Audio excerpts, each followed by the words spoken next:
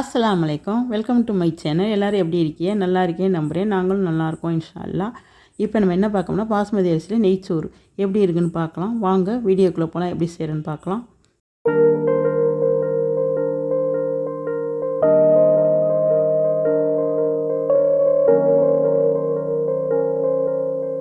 இப்போ பாருங்கள், இந்த நெய்ச்சோத்துக்கு பாருங்கள், வெங்காயம் 3 வெங்காயம், ஒரு தக்காளி, 10 பல்லு பூண்டு, ஒரு 5 பச்சை மிளகாய், ஒரு கைப்பிடி மல்லித்தலை, ஒரு கைப்பிடி புதினா தலை எடுத்து வச்சுருக்கேன், 2 ஸ்பூன் இஞ்சி பூண்டு பேஸ்ட் எடுத்து வச்சுருக்கேன். இப்போ பாருங்கள், பாஸ்மதி அரிசி ஊற வச்சு வச்சுருக்கேன். இது வந்து 1 கிலோ அரிசி ஊற வச்சுருக்கேன். நீங்கள் பாஸ்மதியில் நெய் சோறாக்க போகிறோம், எப்படி இருக்குன்னு பார்க்கலாம் வாங்க. இப்போ அடுப்பு ஒரு குக்கர் எடுத்து வச்சுருக்கேன். அதில் நம்ம நெய் சேர்த்துக்கிடுவோம். நீங்கள் எண்ணெயும் நெய்யும் கூட சேர்த்துக்கலாம். நான் வெறும் நெய் மட்டும் சேர்த்துக்கிறேன். ரெண்டும் சேர்த்துக்கலாம், இல்லை தேங்காய் சேர்த்து கூட செய்யலாம், ரொம்ப நல்லாயிருக்கும். இப்போ நெய் காயட்டும். இப்போ நெய் நல்லா காஞ்சிருச்சு பாருங்கள். இப்போ ஹோல் ஸ்பைசஸ் சேர்த்துக்கிறோம். பட்டை, கிராம்பு, ஏலக்காய், ரம்பத்தலை, பிரியாணி இலை, அன்னாச்சிப்பூ, இது வந்து கடல் பசி சின்னதாக ஒரு துணி, இது எல்லாமே சேர்த்துக்குவோம். இது எல்லாமே நல்லா பொரியட்டும். இந்த ஹோல் ஸ்பைசஸ் எல்லாமே நல்லா பொரிஞ்சு வந்துருச்சு.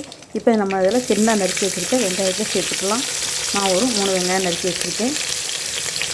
இந்த பாஸ்மதி அரிசி நெய் சோறு எப்படி இருக்குன்னு பார்க்கலாம். பாருங்கள், வெங்காயத்தை சேர்த்துக்குவோம்.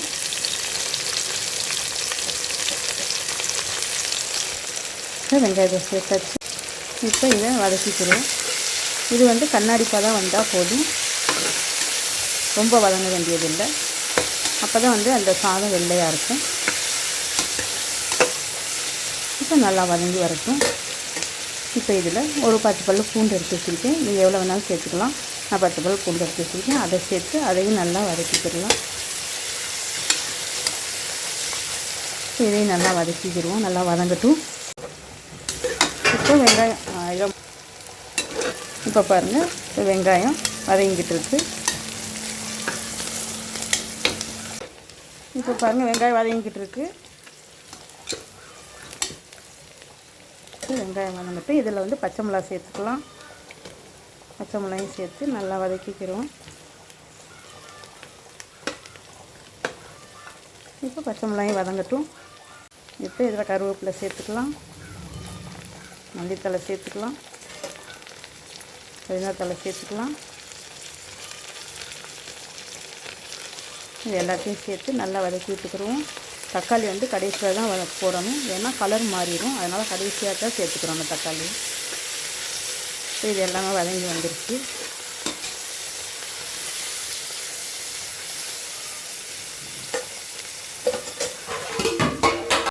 இப்போ இதில் இஞ்சி பூண்டு சேர்த்துக்கலாம்.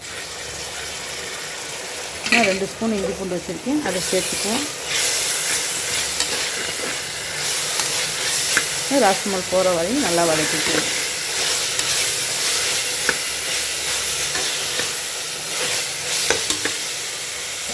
இப்போ வதக்கியாச்சு.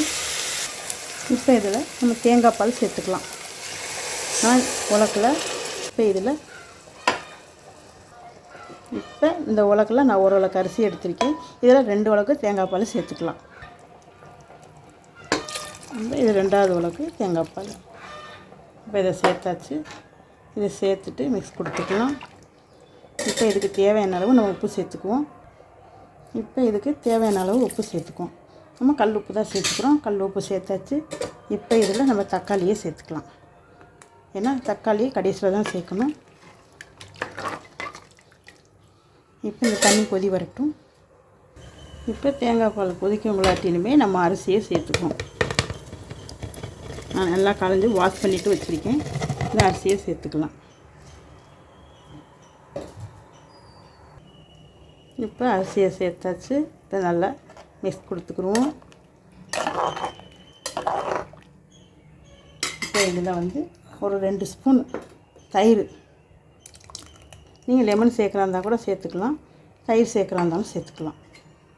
தயிர் சேர்த்தாலும் நல்லாயிருக்கும், லெமன் சேர்த்தாலும் நல்லாயிருக்கும். இப்போ நல்லா மிக்ஸ் கொடுத்து மூடி போட்டு மூடிக்கிடுவோம். இப்போ மூடி போட்டு மூடியாச்சு. நான் குக்கர் குண்டு வைக்க போகிறதில்ல, சும்மா தான் வைப்பேன். கொஞ்சம் நேரம் சென்று திருப்பி திறந்து பார்த்துக்குவேன். இப்போ கொஞ்சம் இருக்கட்டும், பார்க்கலாம். இப்போ பாருங்கள், ஓப்பன் பண்ணி பார்க்கலாம்.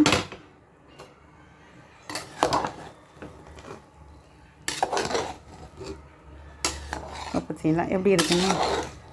சோறும் தண்ணியும் பின்னி வந்துருச்சு. இன்னும் ஒரு 5 நிமிஷம் இருந்தால் போதும், சாப்பாடு ரெடியாகிடும் ஜம்முன்னு. இப்போ மூடி வச்சுக்கலாம். இன்னும் ஒரு 5 நிமிஷம் இருக்கட்டும், பார்க்கலாம். இப்போ பாருங்கள் எப்படி இருக்குன்னு. இப்போ பாருங்கள் ஜம்முன்னு சாப்பாடு ரெடி ஆகிடுச்சு. பாருங்கள் பொழுன்னு வந்திருக்கு. இது பாஸ்மதி அரிசி நெய் சோறு ரொம்ப சூப்பராக வந்திருக்கு பாருங்கள். ரொம்ப சூப்பராக ஜம்முன்னு வந்திருக்கு. நீங்களும் இதே மாதிரி செய்து பாருங்கள், உங்களுக்கும் பிடிக்கும்னு நினைக்கிறேன்.